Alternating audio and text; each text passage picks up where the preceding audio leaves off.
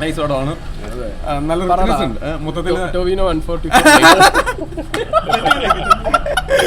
ഈ സിനിമയിൽ ഉണ്ണിമൂന്നിലായിരുന്നെങ്കിൽ ഇത്ര നന്നായി എന്നുള്ള കൊള്ളാം. നല്ല പടമാണ്, കുഴപ്പമില്ല. നമ്മൾ സാധാരണ ആസ് യൂഷ്വൽ കാണുന്ന ഒരു ത്രില്ലറിനേക്കാൾ ഇത്തിരി ഒരു ബെറ്റർ ആക്കി ചെയ്യാനായിട്ട് നോക്കിയിട്ടുണ്ട്. ആ ഒരു നോർമൽ ഒരു ക്രൈം ത്രില്ലറിനേക്കാൾ കൂടുതലായിട്ട് വേറൊരു പാറ്റേൺ പിടിച്ചിട്ടുണ്ട്. നൈസ്. പടം കൊള്ളാം, എനിക്കിഷ്ടമായി. എനിക്ക് പേഴ്സണലി നല്ല ഇഷ്ടമായി പടം.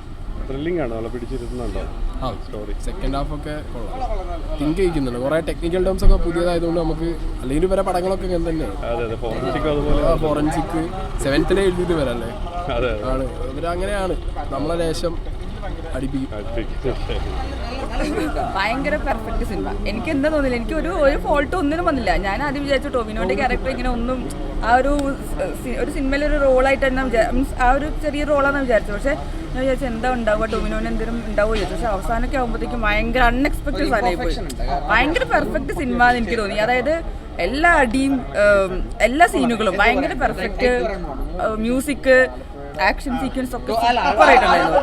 അടിപൊളി പെർഫെക്ഷൻ മിസ്സാക്കാൻ പാടില്ല. എനിക്ക് ടോവിനോട് ഇങ്ങനെ കാണാൻ ഭയങ്കര ഇഷ്ടം. എപ്പോഴും സായിനോട് പറയും എനിക്ക് കോമഡി റോളോ അല്ലെങ്കിൽ റൊമാൻസ് റോളോ ഇഷ്ടമല്ല. എനിക്ക് ടോവിനോന്റെ ഈ റോള് ഭയങ്കര വയലൻസ് ആയിട്ടൊന്നുമില്ല. നമ്മൾ നമ്മൾ ആഗ്രഹിക്കുന്ന വയലൻസ് മാത്രമേ ഉള്ളൂ, അല്ലാതെ ഓരോ പക്ഷേ ഫുൾ ത്രില്ലിംഗ് ആണ്, ഫുൾ എൻഗേജ്ഡ് ആണ്.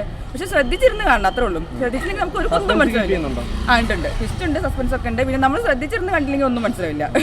പിന്നെ അതിലുള്ള പേരുകൾ അത് ഞാൻ വിചാരിക്കും പേരുകളൊക്കെ കൺഫ്യൂഷൻ മേടിക്കും. എന്നാലും നമ്മൾ ചിന്തിച്ച് കുറച്ച് ഇങ്ങനെ ആലോചിച്ചുകൊണ്ടിരുന്നതിന് നമുക്ക് അടിപൊളി കിട്ടുന്നത്. സൂപ്പറാണ്, പെർഫെക്റ്റ് ആണ്. ടോവിനോ സൂപ്പറുണ്ട്.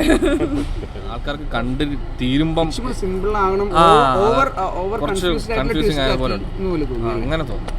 അതിൻ്റെ മീൻസ് ടെക്നിക്കലി എല്ലാ സൈഡും ഭയങ്കര രസമാണ്, ഭയങ്കര ടോപ്പാണ്.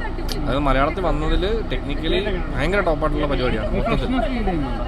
Like overall.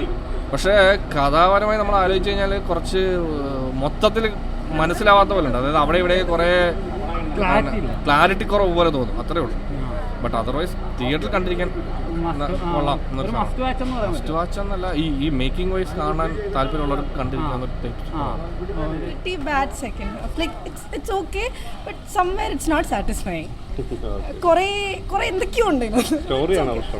അല്ല സ്റ്റോറി ഈസ് ഗുഡ് ബട്ട് ഭയങ്കര മിക്സിങ് ഓഫ് ഒരു ലോട്ട് ഓഫ് ഇമോഷൻസ് ഇങ്ങനെ കുറേ കൊണ്ടുവരും. It's satisfying in A point. ഒരു പോയിന്റിൽ പടം ഇസ് നോട്ട് സാറ്റിസ്ഫൈങ്. ഫോറൻസിക് പോലെ ആ ഒരു അതിന്റെ മേളിൽ എനിക്ക് അതിനേക്കാൾ ഇഷ്ടപ്പെട്ടു. അപ്പോൾ പടം അടിക്കാൻ സാധ്യതയുണ്ട്.